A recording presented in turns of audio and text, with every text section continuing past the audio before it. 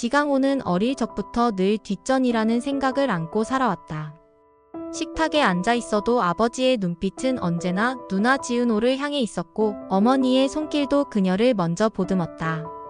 그는 속으로 수없이 되뇌곤 했다. 나는 재능이 있었는데 아무도 몰라줬다고.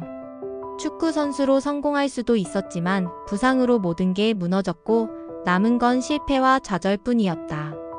축구화를 벗던 날 그는 스스로 세상에서 밀려난 것 같았다. 그때부터 쌓인 열등감은 시간이 갈수록 깊어졌다. 지강호는 술자리에서 늘 하소연했다. 누나는 뭐든 잘한다고, 아빠와 엄마도 누나만 챙긴다고, 자신은 항상 뒤에 있었다고. 하지만 그 말 뒤에는 인정받지 못한 존재라는 자괴감이 숨어 있었다. 남들이 보기엔 투정처럼 보였지만 지강호에게는 절실한 속내였다.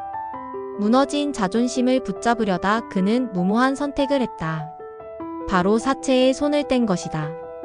2천만 원이라는 거금을 빌렸었지만 갚을 길은 없었다. 사채업자들은 손목을 자르겠다며 협박했고 지강호는 두려움에 떨며 벼랑 끝에 몰렸다. 결국 그는 누나 은호를 찾아가 애원했다. 누나, 나 좀 살려줘. 제발 이번 한 번만. 그러나 상황은 이미 걷잡을 수 없었다. 사채업자들이 카페까지 쳐들어와 위협을 이어갔다. 은호는 흔들리지 않고 정면으로 맞섰다. 법적으로 가족에게 대신 빚을 갚으라고 할 수는 없다고, 여기서 소란을 피우지 말라고 단호히 말하며 시간을 벌었다. 사채업자들도 잠시 주춤했지만 협박은 멈추지 않았다. 은호는 결국 더 큰 불행을 막기 위해 2,400만 원이라는 거금을 마련해 대신 갚았다. 그리고 지강호를 향해 단호하게 말했다. 앞으로 매달 100만 원씩 자신에게 갚을 것, 차용증을 쓸 것, 카페 영업이 끝날 때까지 반드시 근무할 것, 매일 문 닫는 사진을 보낼 것. 그 약속이 지켜지지 않으면 더 이상 도움은 없을 거라고 못을 박았다. 은호의 단호한 태도는 지강호를 잠시 눌러앉혔지만 마음속 불편함은 사라지지 않았다.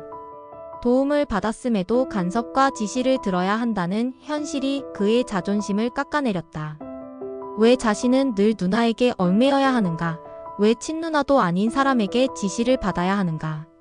이런 생각이 마음속에 날카로운 가시처럼 박히며 점점 그를 갉아먹기 시작했다. 그 무렵 지역은 새로운 사무실을 얻고 공사를 시작했지만 준비 부족으로 문제투성이었다.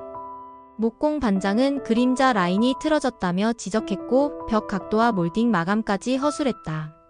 그때마다 나타난 건 은호였다. 그녀는 현장의 문제를 정확히 짚어내며 전문가 못지않은 안목을 보여줬다. 현장 사람들은 놀라며 고개를 끄덕였다. 지혁은 은호의 태도가 못마땅한 듯 퉁명스럽게 반말을 던졌다. 너 왜 이렇게 고집세냐? 은호는 차갑게 받아쳤다. 고집이 아니라 실수 안 하려는 거예요. 짧은 대답이었지만 그 안에는 자신에 대한 자부심이 담겨 있었다. 지혁은 순간 말문이 막혔다. 그리고 무심한 척 속마음을 흘렸다. 근데 너 없으면 나 진짜 불안하다. 장난처럼 툭 던진 말투였지만 은호는 그 안에서 진심을 잃고 가슴이 잠시 흔들렸다. 지혁은 자신도 모르게 점점 그녀에게 마음이 기울고 있었다. 성재는 두 사람의 변화를 누구보다 빨리 알아챘다. 은호의 눈빛이 지혁을 향할 때마다 달라지고 지혁이 은호 앞에서만 예민하면서도 솔직해지는 모습은 숨길 수 없었다. 하지만 성재는 다가가지 않았다. 대신 한 발 물러서서 은호가 힘들 때 기대 쉴 수 있는 그늘이 되기로 했다. 그는 속으로 중얼거렸다. 결국 저 둘은 싸우다가도 같이 걷게 될 거라고. 그 말은 씁쓸하면서도 따뜻했다. 고성이는 조금씩 은호에게 다가오기 시작했다. 여전히 자신의 정체를 밝히지 않은 채 존댓말을 쓰며 거리를 두었지만 그 속에는 애틋함이 배어 있었다.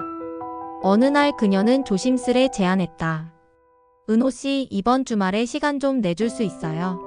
같이 밥하면서 얘기 좀 하고 싶네요. 은호는 놀랐지만 고성이의 눈빛에서 진심을 읽고 고개를 끄덕였다. 네, 저야 좋습니다. 식사 자리에서 고성이는 은호의 손길을 바라보며 말하지 못한 비밀을 꾹 눌러 삼켰다. 대신 이렇게 말했다. 은호 씨, 살아오면서 힘들었을 때가 많았을 텐데 그래도 이렇게 잘 버텨줘서 고마워요. 은호는 의아한 듯 눈을 크게 떴다. 네? 갑자기 왜 그런 말씀을? 고성이는 급히 화제를 돌렸다. 하지만 우리들은 알 수 있었다.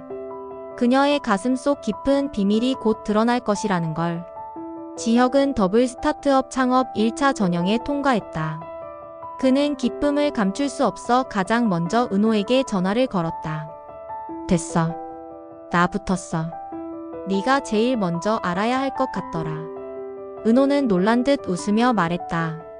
축하해요, 지혁 선배.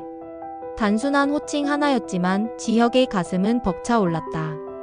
그는 속으로 다짐했다. 나 진짜 잘할 거라고. 이번에는 반드시 성공할 거라고. 한편 지강호의 마음속 폭풍은 점점 커지고 있었다. 은호의 간섭은 여전히 불편했다. 친누나도 아닌 사람에게 얽매여 살아야 한다는 생각은 그를 더욱 불안하게 했다. 그러던 어느 날 그는 집에서 운명적인 것을 발견한다.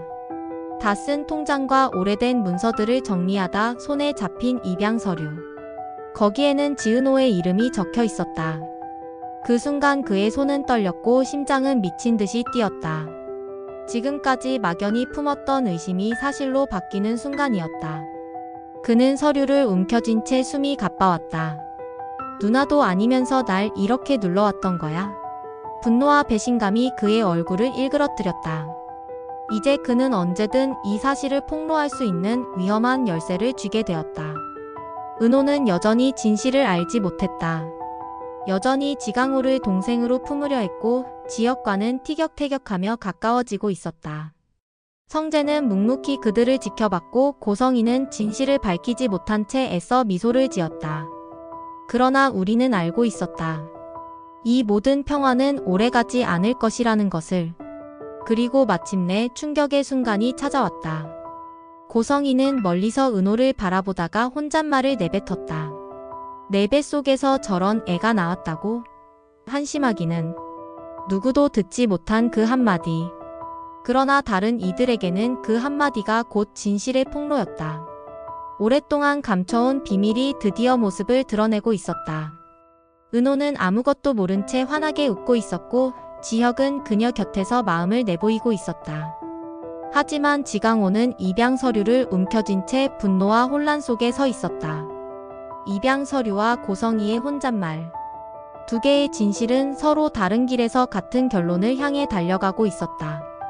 은호가 알고 있던 세상은 곧 산산조각 날 것이다. 지혁의 사랑, 성재의 애틋한 시선, 고성이의 비밀, 지강호의 분노. 모든 것이 뒤엉키며 새로운 소용돌이가 시작되려 하고 있었다. 우린 이제 곧 알게 될 것이다. 곧 다가올 폭풍이 이 집안을 송두리째 뒤흔들 것임을.